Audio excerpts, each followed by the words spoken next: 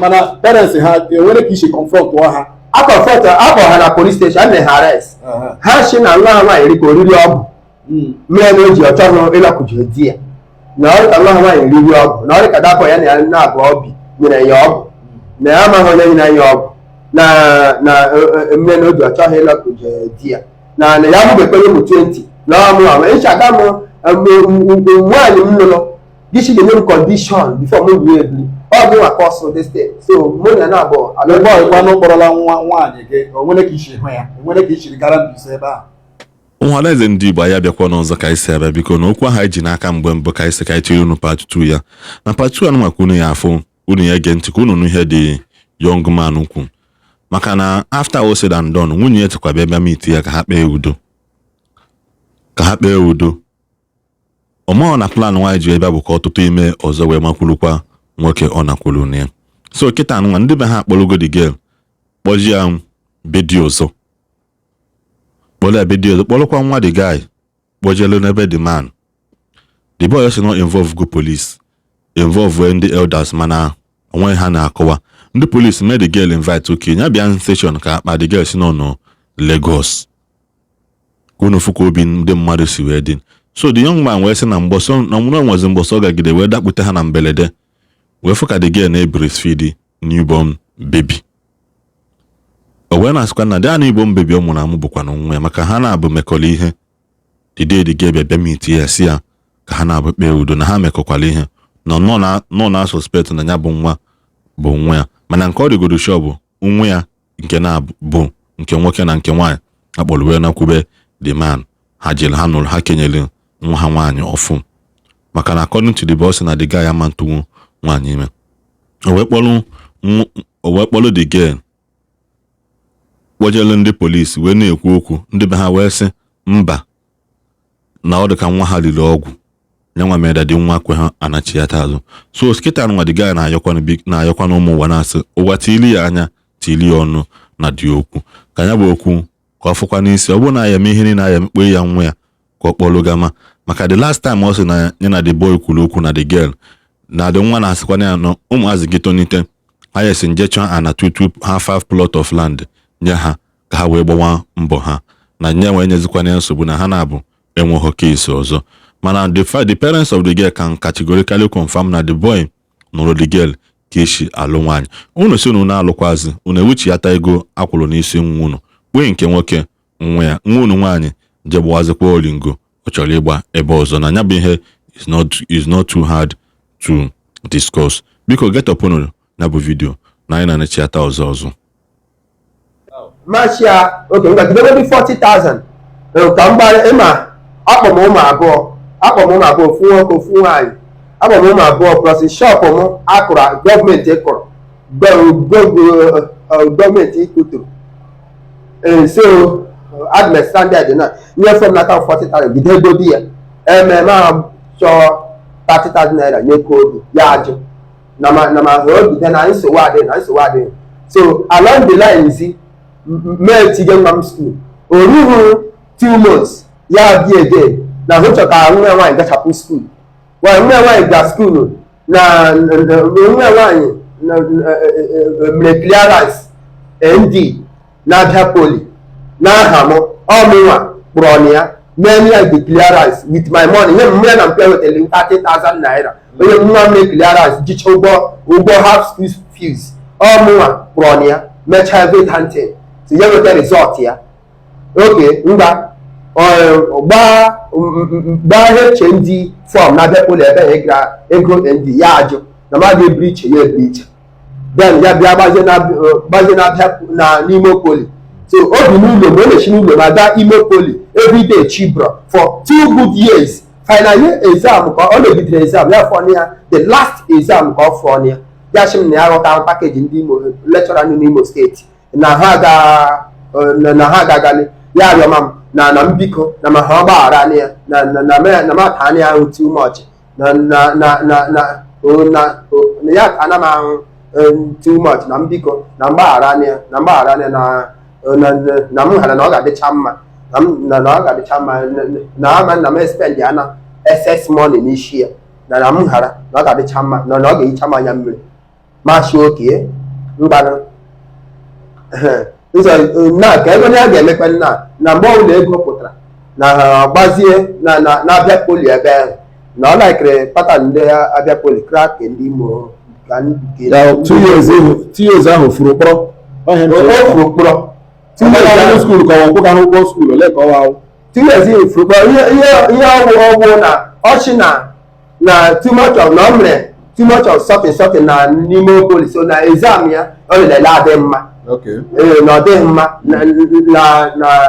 dịghị mma na ọ gaghị service with result oji. Finally mgbe ọgọ gị nwaanyị bịara ya sịza gị shi nga ahụ bụ ọga ahụ so ka ọgọ nwaanyị kpọrọ ndị ihe obiaziri kpọzie ndị ihe tọs ọhụ bịa pashi property wee kii ụlọ nye ụmụ nwaanyị abụọ chi ha na ha n'ọhụma ka onye furu ụlọ n'aka na ha nabatakwara m na the house n'ọhụma ka onye furu ụlọ n'aka so mebiri maga kpana MCC gide ebiri chize MCC na-agazi agịna metizi the woman na di ya na-ajụ ha ihe wu the problem eji ebushiri property m sizie nwa ha nwaanyị ka enye mmere so along the line ezi nwa ya nwaanyị abịa achọrọ m bịa n'abalị ọkpọrọ m na phone nothing ya chọrọ m bịa na hụ bịaba ịrịọ m nchi na arịọ mụ na gị ọdọga gịnị onye sị gị na mụ na gị azụrụ m gị na skuul lụọ gị kpe shalụ nwaanyị abịakwere mma gị gbana gị fọm ị ga-aga ọmụnwa zụrụ gị amụsịgara gị digo Facebook niile anyị tie kadị nke iji gaa skuul gachaa wee kpe ya nyekwe m nyekwe gị ego dị ji ịmụ ọrụ ka ihe bụ problem gị alọdịla dị mụ ọkwa ọrụ ehihie bịa ha kpa adị ịchọta mme traditional wedding gị memecha traditional wedding gị enye nwekwa problem gị ijikwe ịchọghị ịlọta ha kpa ege ya kọọ ya shim na mbiko na onye ọbịa bịa ịrịọcha m na onye ndị ka ọbịa bịa ịrịọ m na mgbaghara anya ya na hụ chọrọzi ịlọta na ma ha ọ gbaghara anya ya oge na mmara mshi oke anụla m ya shim na m chọọ ka o believe na mụ anabatara ya na ka mụ na ya dine as di na nwaanyị so mụ na nwa edine nwee mmekọ ka mụ na na-abụọ dine as di na nwaanyị dinecha nwa ala vileji ha nna na-achọzi agazi vileji ha nga vileji ha aga ama ihe ya nga vileji na amịgharị so ihe ọzọ m hụziri ewo obi na-akpụ ya from n'ụlọ nne na nne ya lakụjezie one boy nọ na Mbaise ihe ogbugbo so ya lakụje the boy so ya na onye lakụjere alọ na nwaanyị gba mkpụ mee wedding ọka metụtara nde 9 ọmụbe nwa mana ọtụmafu nwaanyị ime so ama mụ na plan ya wụ ka ọ bịapụta ime ya mụsa na the guy wee ma na arịpọtọ na m na polisi mee vetdanti mee ihe niile bịa duho process niile ka m leme ihe ọ ga-enwe isi ihe niile ele ihe ịkwagara polisi ọka nwaanyị gị lọkọ ka m ga-aga polisi ewu ka m confirm weda ma parents dị gị ma ga-enyere izi china lekwa ihe ọgọ ha nwoke mere ha mere wara ntere ihe ji nsi ize nwa ha nwaanyị mana parents ha enwere ka isi confront ha akpọ ha na police station a mere ha arrest ha si na nwa ha nwaanyị rika oriri ọgwụ mere na o ji ọchọghị ịlọkụji di ya na ọrụ ka nwa ha nwaanyị riri ọgwụ na ọrụ ka dapọ ya na ya na-abụ obi nyere ya ọgwụ na ya amaghị onye nyere ya ọgwụ na mme na o ji ọchọghị ịlọkụji di ya na ya mụbekwenye ụmụ 20 na ọmụ ama ịchaga m nwaanyị m lụrụ gịchi ga-enye m condition before m ruo ebili ọ gị nwa kọsụ dị steeti so mụ na na-abụọ alụgbanụ kpọrọla nwaanyị gị onwere ka isi hụ ya enwere ka isi gara Mbaise ebe ahụ agara m na Mbaise aga m Mbaise oge m kpọsiri polisi ahụ so emere the boy invite polisi emere the boy invite chen ya bịa na ọ chọrọ ịhụ ya na nwunye m so the boy achị na ebe hụ business with me na ya have business with me so akpọ nwunye m achị na ya nọ Lagos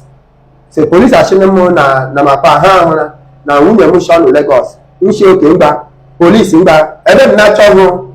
ịrụ ọrụ nnụ as police ka m hụrụ na nna ọrụ nnụ ama trakịta nke obi wit fonu so meji Chineke mekpe na ebere m ji fonu mkpanụ trakịta ga-ebighị na afọ ihe ogbugbu Mbaise meji fonu trakịta ya so nke m ji moto mgbaba nje ahụ leke ka o chigo nwa ahụ ara ọ kwere gwa m na onwekwe nwa ọ mụrụ na o kwụsara nwa ahụ petro fomos o kwụsara nwa ahụ n'ụlọ chọrọ m bịa n'Owerri n'ụlọ n'ụzọ ncha rute n'ụlọ m ya ajụ rute n'ọfịs m ya ajụ ọkwere rute n'ọfịs ekwere rute n'ụlọ m ya sị m na ha ọ bịara ka ọ bịa ka mụ na ya mee peace nchepụta ime m ahụ ka onye mụrụ nwa ya gụọ ọwụeshi ahụ sị gị ka gị na ya tina mba weshi ahụ n'uche nke gị ọ dị gị ka gị na ya tina ahụ ọwụ nwa gị nwe ihe ahụ otu gara n'ụlọ daka yes ọnwa m ị ga-asịrị matabe mana n'ihi na emebe DNA o sochara ihe iji agara polisi ọ bụ ya finally kedu ihe megere ugbu a so ihe megere ugbu a wụ ruo na oke polisi achị oke na ya kpọrọ ụmụaka m lakụje nne na nne ya since na nne na nne ya agba n'aka ebe na m lụrụ nwa ha nwaanyị alụ na m lụrụ na ya kpọrọ ụmụ m lakụje ha dịda nụrụ daga ha esetụlụcha m ka ị ga mụọ ụmụ m denzi ya ụzọ nyere isi ya mma ya alụlụ tigi Ishi so polisi agbacha ya datin ya ala do kpọkpọ ụmụ m due to village that boy and the village ha neighboring village ya kpọkpọ ụmụ m lakụjekwe the same guy ụmụ m na ma the guy na ama m condition ụmụ m bi and ọ na-ekwe ka m mee elu ụmụ m ọ na-ekwe ka m hụ ụmụ m anya ya kpụrụ ụmụ m kidnap ụmụ m forever shemo na ụmụ m too na ya agbarịa chọọ ala chọọ ya bụrụ half plot of land zega ha kuchie ụmụ m so onye ọ na-agba m olee ihe ị chọrọ ugbu a ka ndị mmadụ meene gị and ka gọọmenti meene gị nye ka gọọmenti meene m ọnwụ ya kpụnye m ụmụ m ụmụ atọ ọhụ ụmụ m ọwụ ụmụ m adị m sure for it ụmụ atọ ọhụ nwoke m so ya kpụnye m ụmụ m ọlụlụ di na nwaanyị abụghị fọs ebe nne ya dịrị Ishi na nwee nwe ya ọ chọkwa ọ bụ uru nwe ya nwee ike abaa n'uru so ya dama ya hụ na ọ chọrọ ịkpụrụ aha nwe ya kpụnye m ụmụ m ọ ga-akpụrụ ụmụ m kpụrọkwa nwe ya nwaanyị ka ịga nwoke ọzọ ya kpụnye m ụmụ m ma kpụrọkwa nwe ya nwaanyị dama ka ịga onye ụlọ ahịa ya mma ọ dị na nwanne m nwoke nsogbu adịghị anyị na ọhaneze ndị Igbo ejikwa m n'aka na unu enenesigo dị vidiyo kaba na-arụ sọskraịbụ ọla mgbe notifikeshọn nkụ na-enweta notifikeshọn mgbe ọbụla I post vidiyo ọfụ mana biko onye ọbụla mma ka this young man isi enweta justice maka na ihe agbana ihe anyị na Nigerian film na-emekwa na-eme n'ụwa ndị nne na ndị nna biko na ọbụrụ nke esi azụ nwa ọbụrụ nke esi azụ nwa onye ọzọ ama mbịa tacha afọ ụzọcha nwa unu zụọ ya ka o yesi deli ya maka na nwoke ọbụla na-anụ nwaanyị na-anụ the girl biko na ha na-abụghị ebinwu ihe ọbụla ọ na-eme the girl na ọ na-eme nwa ya biko na ha na-abụ ya anụnwụ ọ bụ ka esi zụgide nwa zụọ nwa to the level ịma na onye adịghị mma unu bịa gweli akpọ ego onye ọzọ and the girl ngo a na-akwaghalị mụtagoro onye ọzọ ụmụ na-abụ siri akwalụ gị kwanye ebe dị ọzọ cheje n'ụwa dị ebe ọzọ ya bụ ihe adịọkwa mma. If you want to do that, return that guy's bride price, return it. You return ya ihe ọ bụla ịchọzụ ka iji ume ndụ gị mee iwelo mmewe eme DNA na the new child amụrụ ọfụma na ọnwa the man ka na ọ bụrụ nwa ya. Ọ bụrụ na ọnwa ya ụ na-akpọ ekwe ya nwa ya, ọ bụkwa na ọ bụrụ nwa ya ọkpọrọ ịbụa ọ dị shọ ya na balụ onwe ya. Ka ọ dị n'ọzọ ndị baị ka anyị nwee mgbe ọzọ.